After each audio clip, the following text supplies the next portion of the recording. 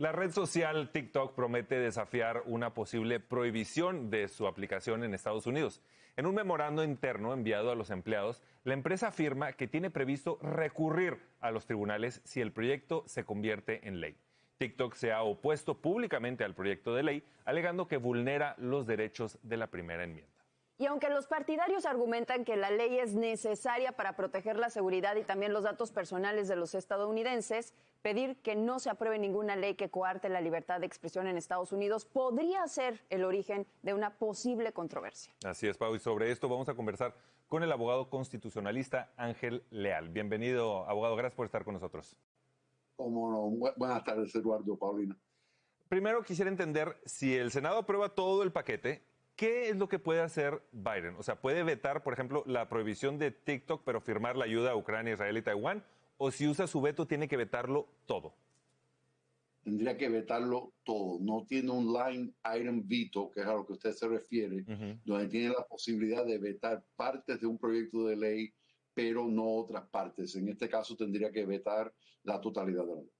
Seguramente muchas personas, muchos usuarios de TikTok en este momento están muy atentos y la pregunta que se están haciendo es ¿qué tan probable es que el Senado lo apruebe y cuándo? Es sumamente probable y también muy probable que el presidente Biden lo firme y se convierta en la ley de la nación. Ahora, si se aprueba la prohibición de TikTok, es probable que termine en la Corte, como ya ha dicho la propia empresa. Imaginándonos un futuro donde termina en la Corte Suprema de Justicia y a sabiendas de cómo está compuesto ese tribunal con 6 jueces conservadores y 3 liberales, ¿ellos querrán proteger la primera enmienda o el tema de la seguridad nacional? Interesante, porque en realidad hay algunos precedentes legales referentes a TikTok. El año pasado hubieron 2 casos federales, uno en Montana y otro en Texas. El caso de Montana presuntamente prohíbe el uso de TikTok basado en el motivo de proteger el consumidor del estado de Montana. El juez federal de Montana sí determinó que esa ley de Montana violaba la primera enmienda de la Constitución y la libertad de expresión y que consideró que la justificación del gobierno del estado de Montana no justificaba la medida de restringir o prohibir el uso de la plataforma en dicho estado. Sin embargo, en el estado de Texas hubo otra ley prohibiendo el uso de TikTok en aparatos o teléfonos o cualquier tipo de equipo del gobierno estatal. En ese caso, la Corte Federal de Dispositivos.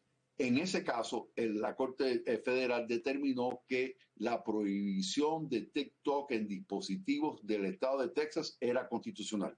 Así que tenemos esas 2 decisiones y al final de cuentas creo que lo que tendría que determinar la Corte Federal, quien primero ve el caso y finalmente la Corte Suprema, porque probablemente llegue a la Corte Suprema, es si hay una violación de la primera enmienda de la forma que está escrita la ley. Porque en realidad no es prohibir el uso de TikTok, es exigir la venta de TikTok y en el dado caso que no se haga la venta, prohibir el uso. Es debatible, pero ese sería el argumento que tendría que ver la Corte Federal.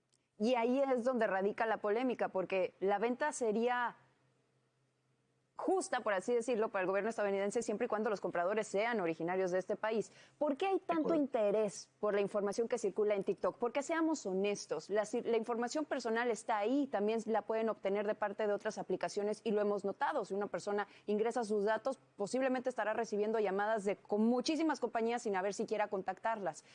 ¿Por qué también se dice que China es el dueño del mayor porcentaje cuando en realidad las acciones chinas dentro de TikTok es menos del 30%? ¿Por qué hay tanto interés específicamente en TikTok y no en otras aplicaciones? ¿Es esto una medida electorera, abogado?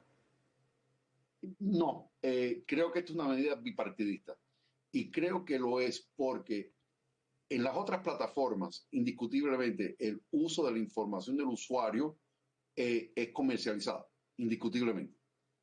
Igual en TikTok, pero dadas las circunstancias de la compañía dueña de TikTok, el acceso de la información presuntamente por parte del gobierno de China se convierte en un tema de seguridad nacional.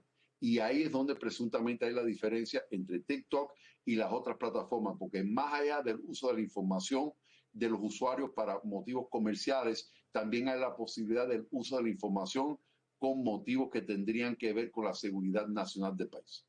Ahora, originalmente se hablaba de una venta, ¿no? De una venta de 6 meses. Pero ahora, con este nuevo proyecto de ley, se cambió a que sea un año esta forzosa venta, digámosla. El cambio del plazo, pues también hace sospechar el tema electoral, dado que pues en 6 meses vamos a tener elecciones en noviembre. ¿Es un factor que incluyeron o que fue determinante para estos legisladores o por qué cambió de 6 meses a un año esta posible venta? Yo pienso, independientemente del factor electoral de las elecciones en noviembre, creo que para que la venta sea más factible, porque una venta de esta envergadura va a demorar muchísimo tiempo. No es una transacción fácil y creo que para que realísticamente pudiera tomar lugar y hubiera interés de posibles compradores, ampliaron el tiempo de la posible venta de la compañía, si es que la compañía esté dispuesta de iniciar un proceso de venta. Y si no, pues ya sabemos que esto probablemente va a terminar en Corte Federal sobre la constitucionalidad de esta venta y prohibición de uso basado en la primera enmienda. Abogado Ángel Leal, como siempre, un placer conversar con usted. Le mandamos un fuerte abrazo. Gracias. De igual manera, un honor para mí. Gracias por la invitación.